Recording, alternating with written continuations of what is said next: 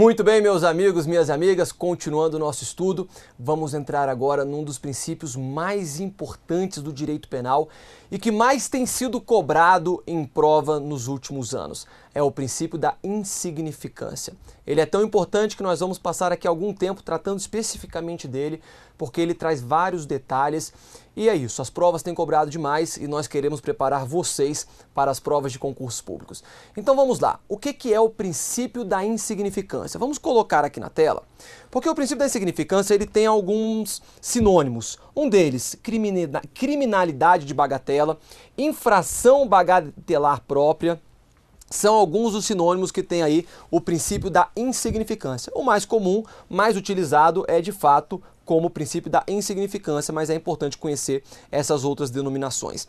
Foi incorporado ao direito penal por Klaus Roxin, cara importantíssimo, esse daqui a gente vai falar demais o nome dele ao longo do curso, um dos doutrinadores mais relevantes do século XX aí, do direito penal, tá bom? Sob o fundamento de política criminal. Klaus Roxin, alemão, galera. Vamos lá, o que é essa política criminal? Sob o fundamento de política criminal, vem comigo aqui. A gente tem que entender esse conceito muito bem, tá bom? O que é essa política criminal? Nós temos no direito penal a dogmática penal, o direito penal positivado, o positivismo jurídico. Nada mais é do que a norma.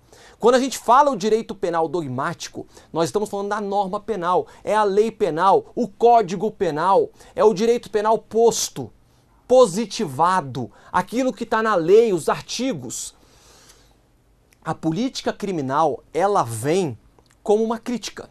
Ela critica, ela fala, olha, é verdade, isso daí está na lei, mas não deveria ser bem assim nesse caso concreto. Olha, existe um crime que tipifica tal conduta, mas nessa situação aqui não tem que ser aplicado dessa forma a lei. Então, a política criminal, ela nada mais é do que uma crítica ao direito posto, à norma penal, principalmente a aplicação da norma penal em determinadas situações. Então, a ideia do princípio da insignificância, lembrem-se disso, é uma crítica à lei. No seguinte sentido, nós temos algumas situações, nós temos alguns fatos, algumas condutas que não geram uma efetiva lesão, um efetivo perigo de lesão ao bem jurídico tutelado pela norma penal. E se não gera esse perigo, em que pese o agente ter praticado uma conduta criminosa, porque ela está descrita dessa maneira, nesse caso concreto, não deveria ser punido. Então essa é a ideia da política criminal no que concerne ao princípio da insignificância. Retirar a punição, dizer que aquela conduta, na verdade, não é um crime, porque não vai afetar um bem jurídico tutelado pelo direito penal. Beleza? Olha aqui, sustenta esse princípio que o Estado não deve se valer do direito penal quando a conduta não é capaz de lesar o bem jurídico tutelado pela norma penal, ou pelo menos colocá-lo em perigo. É o que a gente conversou. Muito bem, aqui, nesse slide, é o que há de mais importante e o que mais tem sido cobrado em provas no que concerne ao princípio da insignificância. Tá bom? Então eu vou falar detalhadamente aqui para que a gente consiga compreender a natureza jurídica do princípio da insignificância e a ideia que traz consigo. Olha só, vamos lá, quando a gente fala de crime, e nós vamos ver isso com mais detalhes ao longo do curso, mas rapidamente, quando a gente fala de crime, o crime ele tem uma definição analítica que ele é dividido em fato típico, ilícito e culpável, tá bom? A gente vai usar aqui a culpabilidade como um elemento do crime. Porque tem teoria que não considera assim, mas nós vamos usar aqui como elemento do crime, tá bom? Então, para que haja um crime, eu preciso de um fato típico, ilícito e culpável. Muito bem. Não quero analisar agora, neste momento, os elementos da culpabilidade, nem como as excludentes de ilicitude. Eu quero entrar aqui dentro do fato típico, tá bom? O que vai configurar um fato típico. Dentro do fato típico, a gente vai ter a conduta. Essa conduta, ela gera um resultado. E eu preciso do nexo causal, do nexo de causalidade entre essa conduta e esse resultado. Claro, eu estou falando aqui de um resultado que foi gerado em razão de uma conduta. Vamos falar do crime de homicídio? Alguém que atira, pratica uma conduta e gera um resultado morte em outra pessoa. Esse resultado ocorreu por causa da conduta praticada pelo agente. Então, há um nexo de causalidade, uma conduta que gerou um determinado resultado. Ah, professor, isso é simples, pessoal. Cada item desses daqui a gente vai estudar e muito, de maneira bem detalhada, porque tem muita coisa relevante a ser estudado de cada um deles dentro do direito penal. Obviamente, se vier a ser cobrado na sua prova, tá bom? Mas eles são muito complexos, é muito complexo. De qualquer maneira, nós temos um quarto elemento dentro do fato típico. Deixa eu botar aqui em outra cor, que é a tipicidade. Para que haja um fato típico, é necessário que esta conduta seja típica.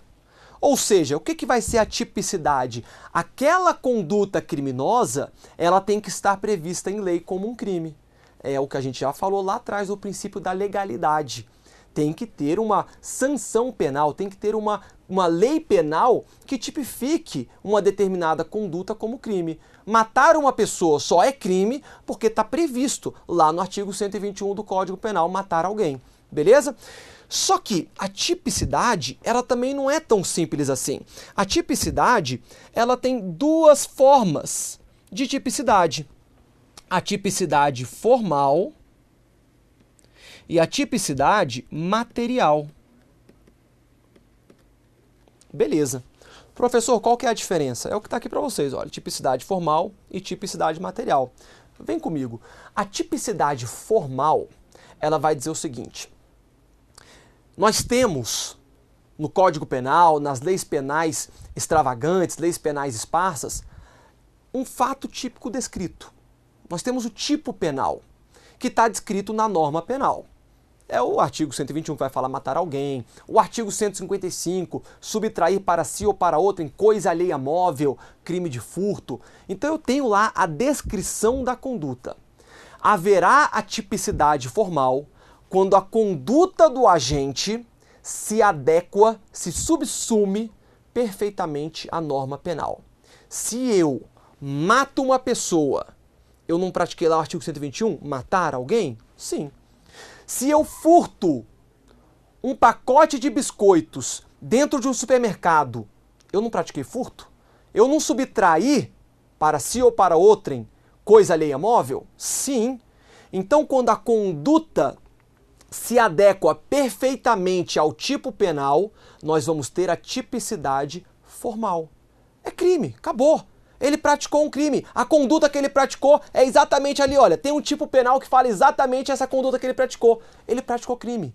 Então essa adequação, essa subsunção, a gente vai falar que é a tipicidade formal. Beleza? Muito bem. Do outro lado, nós vamos ter então a tipicidade material. E o que vai ser a tipicidade material? Vou colocar aqui para vocês. É a efetiva lesão ou perigo de lesão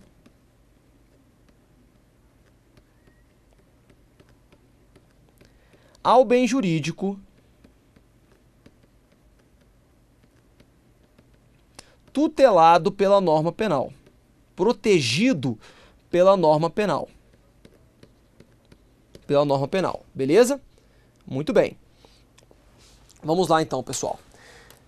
Vem comigo, olha só. Quando o agente ele entra no supermercado e ele subtrai o pacote de biscoito, a adequação típica da conduta dele à norma? Sim. Sim. A gente vai falar da tipicidade formal. Ele praticou o crime de furto. Legal.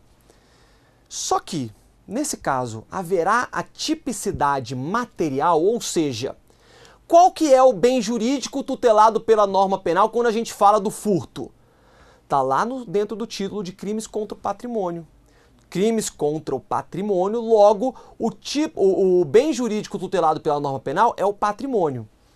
Pergunto aos senhores, um pacote de biscoito subtraído de um supermercado, que custa aí R$ 1,50, R$ 2, ele gera uma efetiva lesão ao patrimônio desse supermercado? Pergunto a vocês, pensem a respeito. Um pacote de biscoitos que é subtraído no supermercado, ele gera uma efetiva lesão ao patrimônio desse supermercado? Não, pessoal, não gera. Não são R$2 que vão fazer qualquer tipo de diferença para o patrimônio desse supermercado, dessa rede de supermercados. Então veja, esta conduta do agente, em que pese haver uma tipicidade formal, não tem tipicidade material.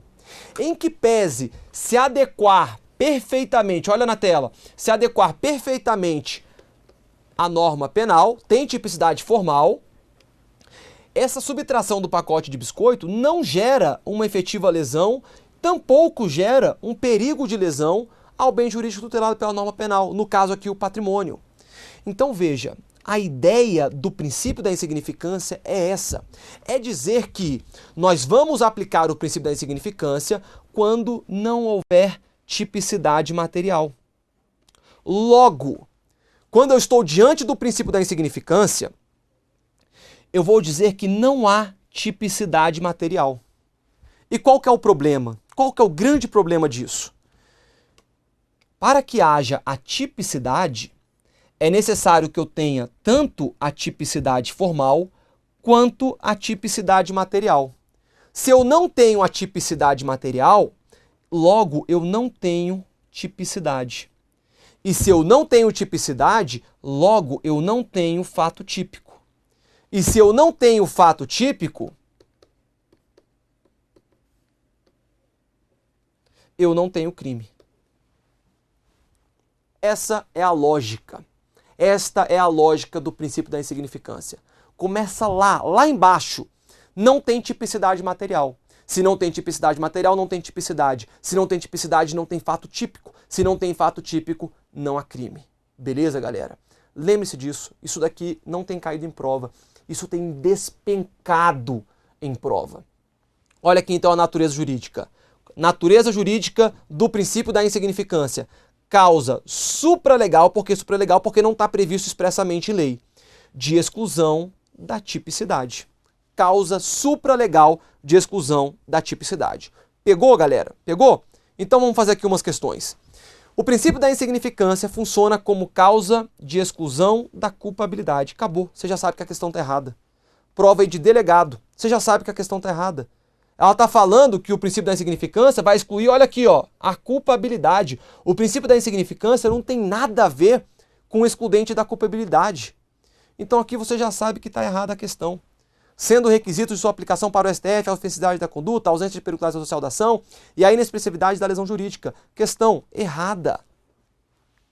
Outra, o princípio da insignificância ou da bagatela exclui o quê? A punibilidade, a executividade, a ilicitude formal, a culpabilidade? Não. Exclui a tipicidade material. Letra C aí, o nosso gabarito. Outra, da FGV, Júlia. Primária e de bons antecedentes, verificando a facilidade de acesso a determinados bens de uma banca de jornal, subtrai 2 revistas de moda, totalizando o valor inicial do prejuízo em R$15. Após ser presa em flagrante, é denunciada pela prática do crime de furto simples, vindo, porém, a ser absolvida sumariamente em razão do princípio da insignificância.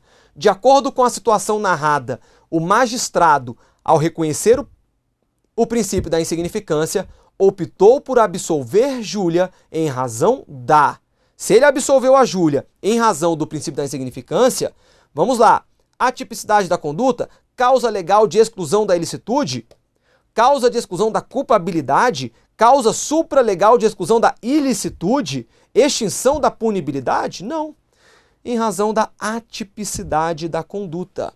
Ué, professor, você disse que era uma excludente de tipicidade material. Exatamente. E o que essa tipicidade material, quando excluída, vai gerar?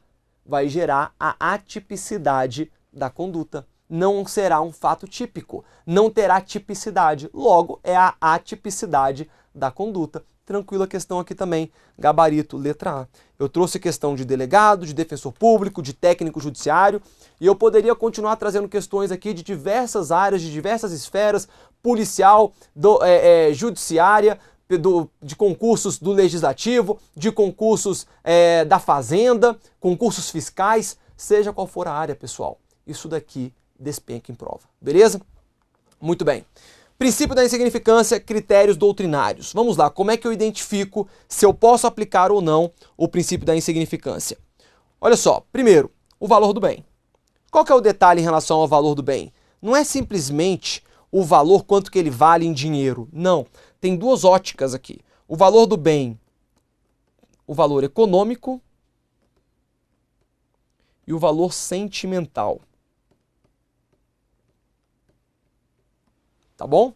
Em relação ao valor econômico, a jurisprudência tem considerado que é possível aplicar o princípio da insignificância quando o bem atingido é inferior a 10% do salário mínimo.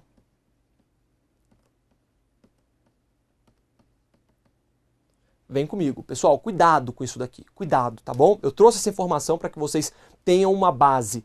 Mas, se uma prova pergunta aos senhores que é possível, a depender do caso, a aplicação do princípio da insignificância em relação a um furto de um bem que ultrapassa um pouco ali o valor de 10% do salário mínimo, é possível a aplicação do princípio da insignificância? Sim, é possível. Vai depender ali do caso concreto, da análise do juiz, tá bom? Esse daqui é somente um parâmetro, isso aqui não é estático, olha, até 10% tem princípio da insignificância. Não, é possível que um valor um pouco acima disso a gente tenha aplicação do princípio da insignificância, como é possível também que um valor inferior a isso não seja aplicado o princípio da insignificância, a depender da situação, beleza? Isso tem que ficar bem claro aí pra gente. Mas esse é um valor, um parâmetro que a jurisprudência tem utilizado. Só que não basta ter um valor econômico. Vai depender também do valor sentimental daquele bem. Imagina a bicicletinha que está quebrada, que está estragada, lá há 10 anos, só que o cidadão tem aquela bicicletinha no fundo do quintal dele, porque aquela bicicletinha foi a bicicletinha que o pai dele deu para ele, foi o último presente que o pai dele deu para ele antes de morrer. Então essa bicicletinha tem um valor sentimental muito grande, ela não vale 15 reais, mas quando há a subtração dessa bicicletinha, a vítima tem um prejuízo sentimental muito grande. A depender do caso, em que pese o valor ser baixo, eu não vou aplicar o princípio da insignificância em razão do valor sentimental do bem para a vítima, beleza? Condição econômica da vítima, isso aqui é fundamental, fundamental. Imagina você subtrair um pacote de arroz lá do supermercado. Custa 10 reais um pacote de arroz. Vai ter tipicidade material dessa conduta? Não, não vai. Vai gerar aqui uma lesão ao patrimônio, um perigo de lesão ao patrimônio desse supermercado? Não, não é isso que vai alterar a situação econômica daquele supermercado. Imagina agora subtrair esse pacote de arroz de uma família que mora embaixo da ponte e que o único dinheirinho que eles conseguiram foi exatamente para comprar esse pacote de arroz. Ah, professor, um pacote de arroz custa 10 reais. É verdade. Mas a subtração de um pacote de arroz de uma família que passa necessidade não pode ser considerado insignificante. Viu só? Então, tem que ser analisada a condição econômica da vítima. Terceiro, consequências do crime e o modus operandi. Tá bom? Isso também tem que ser levado em consideração na hora da análise do princípio da insignificância. Imagina o agente que pega uma escova de dente e subtrai uma escova de dente, tá bom? Subtrai uma escova de dente, custa 5, 10 reais. Beleza, tava lá a escova de dente em algum lugar, em algum banheiro, o agente simplesmente subtrai a escova de dente. Teve alguma consequência maior? Teve algum problema maior? Não, não teve. Imagina agora que o agente está desesperado por uma escova de dente e ele vê uma escova de dente dentro de um veículo estacionado na rua. O que ele faz? Ele quebra o vidro desse veículo para então subtrair a escova de dente. Subtrai a escova de dente e vai embora. Veja, o bem jurídico, o bem material desse furto foi uma escova de dente que custa 5 a 10 reais. Mas o modus operandi, as consequências desse crime ultrapassam em muito esse valor. então já não seria tão aconselhável aplicar o princípio da insignificância nesse caso, tá bom? Então, só para mostrar para vocês, pessoal, as variáveis dentro do princípio da insignificância. Tranquilo? Vamos lá. O que eu quero mostrar agora são os requisitos objetivos adotados pela jurisprudência. Isso daqui, eu não falei lá atrás que o principal que mais tem caído no princípio da insignificância é exatamente a sua natureza jurídica? Este aqui está praticamente junto, tá bom? Que são os requisitos objetivos. O STF, há alguns anos atrás, ele delimitou esses requisitos e falou, olha, a gente só pode aplicar o princípio da insignificância se estiverem presentes cumulativamente estes princípios aqui. Esses requisitos, melhor dizendo, esses requisitos que o STF apresentou. Quais são esses requisitos? Mínima ofensividade da conduta, nenhuma periculosidade social da ação, reduzido grau de reprovabilidade do comportamento e inexpressividade da lesão jurídica provocada. Pessoal, a minha sugestão é decore, tá bom? Decore. Vocês sabem que eu não sou o cara mais defensor do decoreba, mas em algumas situações eu tenho que ser sincero com os alunos e falar, nesse caso aqui é melhor decorar, tá bom? Faça o mnemônico que você quiser criar. Eu já criei uns mnemônicos na época que eu estudava, agora eu já sei de qual, porque de tanto falar sobre esses requisitos. Mas crie o mnemônico que você achar mais adequado e decore esses princípios. Eu vou passar os meus aqui, eu nem ia passar não, mas eu vou passar aqui o meu mnemônico, que não é muito bom, tá bom? É bem fraco para falar a verdade, mas à época ele me ajudou muito, tá bom? Era o seguinte, aqui era o mocó, tá bom? Mínima, olha aqui, deixa eu ir circulando as palavrinhas, mínima ofensividade da conduta, era o mocó. E aí, embaixo, eu pegava o nenhuma periculosidade social da ação, botava o nem pesa, P-S-A. E aí, por que eu fazia isso junto? É o nem com N mesmo, tá, gente? Mocó nem pesa.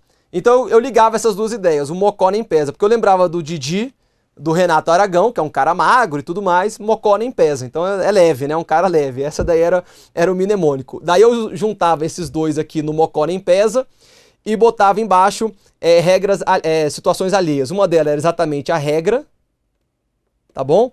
Reduzido grau de reprovabilidade do comportamento, e com relação à inexpressividade da lesão jurídica provocada, eu pensava no ilejo. Ilejo, tá bom? Aqui, olha, a inexpressividade da lesão jurídica, beleza? Era como eu lembrava também. Enfim, isso daí é um mnemônico que eu criei, como eu falei para vocês, é ruim, mas se eventualmente você quiser alguma ajuda para pensar alguma coisa, mas eu tenho certeza que vocês têm uma criatividade melhor do que a minha, vão conseguir pensar numa coisa melhor. Mas é importante decorar, tá bom, galera? Isso que eu quero ressaltar para vocês. Lembrem e decorem, porque isso daqui ainda é muito cobrado. Em que pese esses requisitos eles terem sido traçados lá em 2004, até hoje nós temos provas cobrando esses requisitos, tá bom? Olha só, professor, vamos lá. Qual que é a diferença entre esses requisitos? Explica para mim qual que é a diferença dentro desses requisitos. Eu vou ter um grande problema em explicar para vocês. Na verdade, eu não vou conseguir explicar para vocês detalhadamente a diferença. Sabe por quê? Porque nenhum doutrinador consegue. Nem mesmo o STF, que criou esses requisitos, consegue distinguir entre um e outro. Na verdade, eu vou mostrar para vocês alguns aqui que você consegue dizer, isso daqui é isso, aquilo é aquilo outro. Mas, quando a gente fala aqui, por exemplo, da mínima ofensividade da conduta, qual que seria a diferença entre a mínima ofensividade da conduta e a inexpressividade da lesão jurídica provocada? Ambos dão a mesma ideia de que tem que ser um valor reduzido, de que o valor do bem, seja sentimental, seja financeiro, econômico, tem que ser um valor reduzido. Então, você não consegue diferenciar muito um do outro. Você consegue fazer isso um pouco melhor nos demais requisitos, tá bom? Nenhuma periculosidade social da ação. Aqui, eita, ficou feio. Nenhuma periculosidade social da ação. Pergunta aos senhores, é possível a gente ter um crime de roubo em que haja insignificância? Não, não é possível. Porque quando fala que nenhuma periculosidade social da ação, significa ausência de violência ou ameaça. A ausência de violência ou ameaça. É por isso que o princípio da insignificância, ele não se aplica ao crime de roubo. Ele não se aplica ao crime de extorsão. Eu não posso aplicar. Porque no crime de roubo, ele é praticado mediante violência ou grave ameaça, ou violência imprópria. O crime de extorsão também é praticado mediante violência ou grave ameaça. Ainda que o agente venha roubar R$1, tá bom? Roubou R$1. Se é roubo, eu não vou aplicar o princípio da insignificância. Se eu aplico o princípio da insignificância, eu vou estar descumprindo esse requisito objetivo, que impõe que a conduta não pode ter qualquer periculosidade social. Se o crime tem violência, tem ameaça, vai ter aí uma periculosidade social da ação. O reduzido grau de reprovabilidade do comportamento. A doutrina fundamenta muito esse requisito em razão, por exemplo, de um juiz. Imagina um juiz que venha praticar um crime. Ainda que ele venha praticar um furto de um pacote, de um pote de shampoo no supermercado. Veja, é verdade, o valor é ínfimo, o valor não afeta o patrimônio desse supermercado, mas a conduta desse juiz, pelo fato dele ser juiz, vai ter um alto grau de reprovabilidade do seu comportamento. Viu só? Quer ver um exemplo que a jurisprudência julgou há pouco tempo em relação aqui ao reduzido grau de reprovabilidade do comportamento? Vem aqui comigo. Há pouco tempo atrás, algum tempo atrás, uma mãe estava numa entidade beneficente com a sua filha, falou para sua filhinha de 3, 4, 5 anos de idade: filha, vai ali na caixinha, sabe aquelas caixinhas que o pessoal deposita moedinhas para ajudar a entidade beneficente? Vai na caixinha e pega o dinheiro que está lá dentro. Pega todas as moedinhas que estão lá dentro. A filhinha foi lá, obedeceu à mãe, pegou o total de R$5 em moedas. Voltou e entregou para a mãe subtraiu esse dinheiro e foi embora. Ela foi encontrada, ela foi indiciada, depois foi denunciada em razão desse furto. E eu pergunto aos senhores, qual que vocês acham que foi a solução? Ela praticou a conduta típica, ela teve a tipicidade formal do crime de furto. Ela subtraiu para si ou para outro em coisa alheia móvel. Ok. Pergunto aos senhores, teve aqui uma efetiva lesão ao bem jurídico tutelado pela norma penal, um patrimônio para essa entidade beneficente? O STF diz, não importa. Porque neste caso, ainda que não tenha havido a efetiva lesão ao patrimônio dessa entidade beneficente, a conduta, o comportamento dessa mãe tem um alto grau de reprovabilidade. Ela utilizou a sua filha para praticar um furto. E não só isso, para praticar um furto numa entidade beneficente, para roubar o caixinha lá, a moedinha que o pessoal deixa. Então houve um alto grau de reprovabilidade do comportamento dessa mãe e ela foi condenada pelo furto, em que pese ter subtraído somente R$5. Viu só, pessoal? Olha aí na outra, bota aí na tela. Inexpressividade da lesão jurídica provocada, como nós falamos, assim como a mínima ofensividade da conduta, aí a gente vai ter uma dificuldade maior em diferenciar um do outro, mas seria o baixo valor econômico e sentimental, beleza? Então, galera, eu não quero que vocês se preocupem tanto em diferenciar um do outro, porque isso dificilmente seria cobrado numa prova. Uma prova objetiva é praticamente impossível e mesmo numa prova discursiva teria grande dificuldade nessa cobrança. O que a prova pode cobrar é o conhecimento, é você saber quais são esses requisitos, e isso pode acontecer. Tranquilo? Bom demais. Questão: de acordo com o entendimento do STF, a aplicação do princípio da insignificância pressupõe a constatação de certos vetores para se caracterizar a atipicidade material do delito. Beleza. Tais vetores incluem a reduzidíssimo grau de reprovabilidade do comportamento. Letra B, desvalor relevante da conduta e do resultado. Isso daqui não tem. Letra C, mínima periculosidade social da ação. É a mínima mesmo? Não, galera. Nenhuma periculosidade social da ação. Veja como as provas cobram os detalhes realmente ali daqueles requisitos objetivos do STF. E é por isso que é importante sabê-los bem. Letra D, relevante ofensividade da conduta do agente. Errado. Aqui sim é a mínima ofensividade da conduta do agente. E letra E, expressiva lesão jurídica provocada? Não, tem que ser inexpressiva lesão jurídica provocada. Portanto, o nosso gabarito é a letra A. Reduzidíssimo ou reduzido grau de reprovabilidade do comportamento. É o que nós acabamos de falar, beleza? Letra A é o gabarito, bem tranquilo. Olha essa outra de técnico judiciário. Conforme o STF, 2014, 10 anos depois do STF definir os critérios objetivos, que de objetivo não tem nada, mas os critérios que eles chamam de requisitos objetivos do princípio da insignificância. Conforme o STF, para que incida o princípio da insignificância e, consequentemente, seja afastada a recriminação penal, é indispensável que a conduta do agente seja marcada por ofensividade mínima ao bem jurídico tutelado. Beleza? Aqui está certo. O reduzido grau de reprovabilidade, a inexpressividade da lesão jurídica provocada e nenhuma periculosidade social. Veja, as palavras utilizadas não foram exatamente as mesmas, mas a ideia trazida em cada um desses 4 requisitos foram as mesmas. Logo, a gente tem aqui uma questão que obviamente vai estar correta. Beleza? Muito bem, vem comigo aqui, vamos fazer um breve intervalo e no próximo bloco a gente finaliza aí o princípio da insignificância. Até lá!